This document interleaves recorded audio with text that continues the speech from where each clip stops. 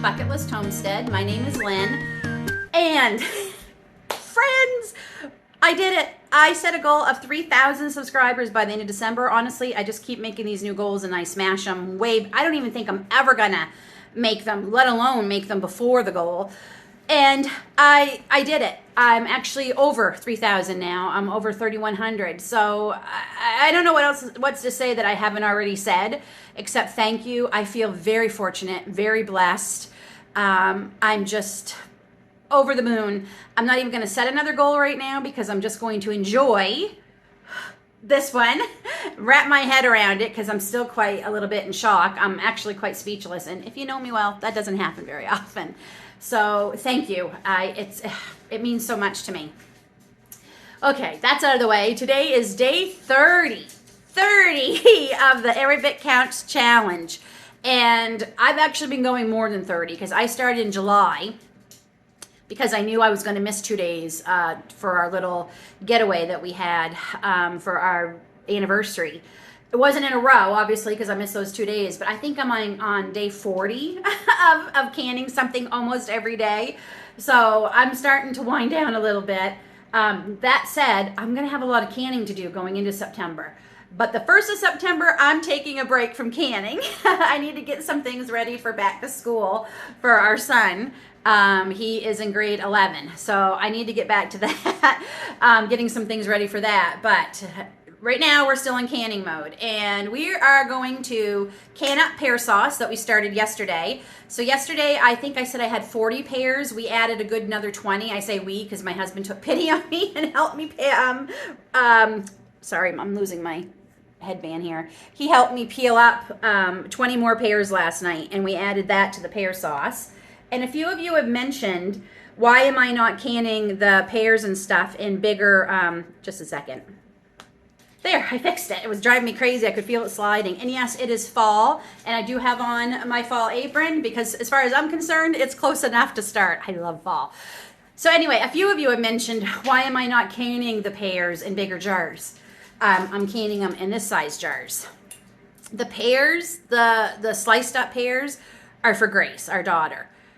Grace is autistic, which a lot of that means is routine and schedule and the same thing. And Gracie has these as a side dish to her lunch several times a week. I think it's safe to say at least 3 times a week. And she likes being able to just take one of these, and this is pretty much her portion for her lunch. That's why I don't can them in bigger. I take her needs into consideration when I'm doing it, because yes, it definitely would go a lot faster if I made them in bigger jars. So that's one of the reasons we don't do them in the bigger, in the quart jars. Okay, that's why. The pear sauce, I'm also going to be doing some in pint jars, but I am going to be doing some in the, or half pint, sorry. I am going to be doing some in the pint jars today too, because I like the pear sauce too, and we'll have it with supper a couple of nights in a row or something. So that's out of the way. So yeah, so we're going to get that pear sauce canned up today. So I'm looking at it because it's right behind you. I took the lid off about a half hour or so ago, just to let a little bit of the water evaporate. I'm not trying to make pear butter, so I don't want too much too, but those pears were juicy. I didn't add any additional water than the 1/4 cup I added when I first put them in, and that's just to keep them from scorching until they start cooking down. So these were juicy, so I just want a little bit of the liquid to evaporate, but not a lot. So I just took it off while I deal with the pico de gallo that we are going to can today, which is what I should have done yesterday. And I don't know why I kept going back and forth, and I thought I'd try something new, and I don't know why. I mean, I'm not against trying new things. My whole resolution this year has been trying new things, but that was a mistake. So I'm back to what I did last year. So you have to do this the night before. So as you see, I have 11 Roma tomatoes, and these were beautiful tomatoes that I managed to get from our U-Pick farm again down the road. And you're gonna need 1 purple onion. You can either do like a small purple onion and 1 white onion if that's what you like. I love the purple onion. So I know they're technically red onion, but I call them purple because they're purple to me. So I just got a good sized purple onion. Dice that all up. I diced it up with a giant yellow pepper. This is like the equivalent to 2 normal peppers. 4 cloves of garlic, good sized cloves, and this is from my garden. You're gonna need the equivalent of the juice of 2 limes, so that's roughly about 2 tablespoons. A tablespoon of lemon juice, and I'm just trying to think what else. A 1/4 cup of sea salt. Now, I know it seems like a lot, but trust me, okay? Just trust me. You'll see in a minute that it really isn't. And that's it. And you put it in the refrigerator and let it sit overnight. And this is where we are now. And how gorgeous is this? I mean, this is like summer in a bowl here. It is just, look at that. It's just beautiful. So we want this to sit overnight because we want the juices. So we are going to we're going to reserve all the liquid that's in here, and then we're going to rinse all these. So see, that's why the salt, it's kind of the same way when I do my pickling of my cucumbers. You let them sit in salt for quite a while, and then you rinse out all the salt. So you could also use kosher salt on this too. We have Himalayan sea salt. That's what we use. It's healthier for me with my blood pressure, so that's why we use it. So I'm going to drain off the liquid, rinse all these.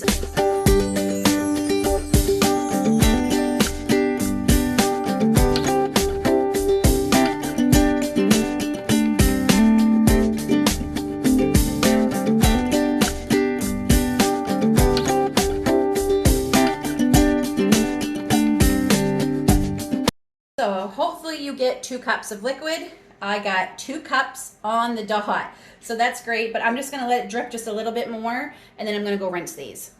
Oh, if you didn't get 2 cups of liquid, when you rinse your vegetables, rinse them into a bowl, and you'll get a lot more liquid then, and you can use that liquid that you're rinsing from to make this 2 cups, okay? So I rinse these. I'm just gonna let them sit here and drain while we go over to the stove. So we're gonna take our 2 cups of liquid and a little bit of apple cider vinegar. So in here I have the 2 cups of liquid and not quite half a cup of apple cider vinegar. And I'm just gonna bring them up till they warm up. It's not that some recipes will have you add the pico de gallo to all this, but I don't wanna cook mine. I really don't. It's already gonna get cooked when it goes into the water bath canner. But I am gonna heat up the liquid just a little bit. Okay, and we're gonna go start filling up the jars. And I know you're thinking, Lynn, you put vinegar? Trust me, I did this last year, and that not quite half a cup of apple cider vinegar was good. It wasn't anything like yesterday's disaster. And I'm going to can this to my family's needs, and seeing as I'm the only one who eats pico de gallo or salsa in this house, I just do it in pint jars. But obviously, if you have a family, a lot of people that eat it, can it to the size that you need. So the pint jars, I'm going to do 15 minutes in the water bath canning. Half pints, sorry. Gosh, I keep calling these pints. These are half pints, Lynn. The pints you'll do for 20 minutes.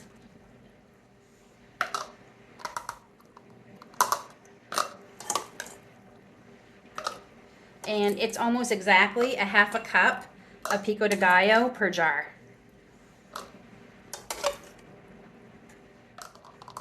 To buy a lottery ticket, I put out 2, 4, 6, 8 jars, and I got exactly 8. That never happens.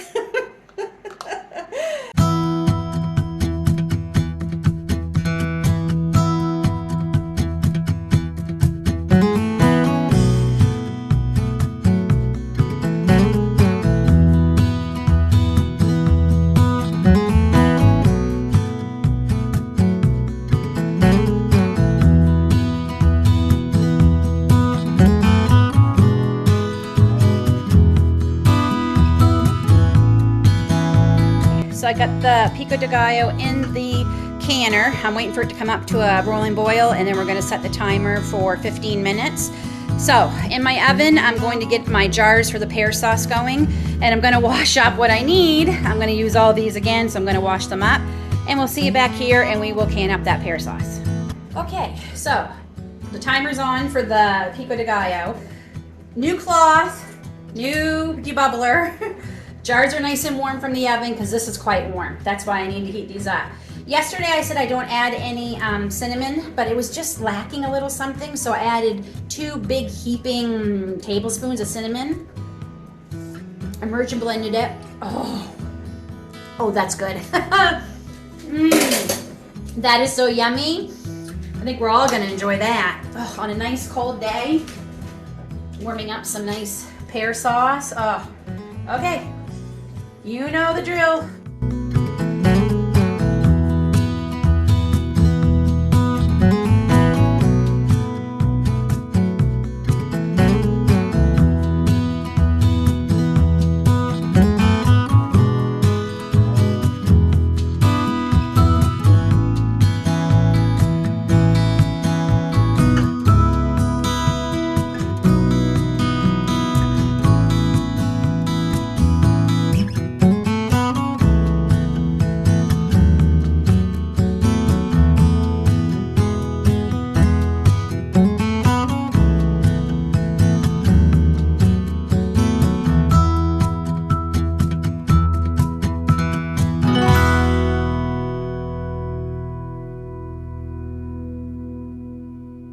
That's it. That is all of it. That was a lot of pear sauce. So that's a pretty productive day. I just want to show you the dried hibiscus flowers. Aren't they beautiful? They look so pretty on a shell. And they had barely any scent going into the dehydrator. And now I can smell there's actually a scent there. So that's kind of cool. So I just wanted to show you. So day 30 is finished. It is a Wednesday. I will be doing my best to go live tonight. Our son just got called in for a shift tonight, so I'm hoping to get back in time for 7:30. I'm going to set it for 7:30, so that hopefully will give me enough time to get back here. And if you're new, please join me for live. I'll just be talking about wrapping up Every Bit Counts Challenge tonight, and also reminding everyone that September 1st starts the collab that I am hosting, Stock It September. So if you want to learn more about that, darn fly, come by tonight on my channel live at 7:30 Eastern, and we'll be talking about that. So. And I just want to say to all my subscribers, friends, family, I have parents in Florida, please, I hope you're safe. It is scary. It's a little early. They're saying it's not as bad as Ian, but at the same time, it looks pretty bad. So far, my parents are okay, but it's still pretty windy and rainy where they are. So I hope those who are in the path of this, I hope you're safe and well. And I will be praying for all of you. God bless. We'll see you tomorrow for our last day of Every Bit Counts Challenge.